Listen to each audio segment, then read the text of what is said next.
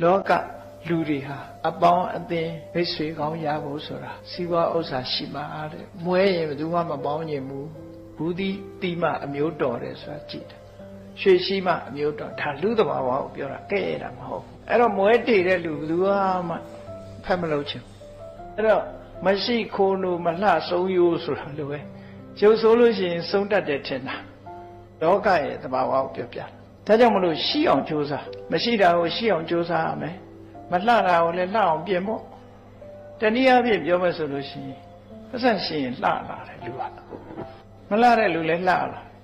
လှတယ်ဆိုတော့ဘာလို့လဲဆိုလူမဝတ်တောင်းမှအကုတ်လေသူကအဝတ်စားကောင်းကောင်းလေးတွေဝတ်တဲ့အခါကျကြည့်ပြရှုလို့ဖြစ်လာတာပေါ့မရှိဘူးဆိုရင်စုပ်စုပ်ပြက်ပြက်နေရတာဟုတ်မြတ်စွာဘုရားမင်းစီးပွားဥစ္စာကြိုးစားရှာတဲ့မိတ်ဆွေပေါင်းသင်းဆိုတာဟာပစ္စည်းဥစ္စာချမ်းသာမှရှိမှ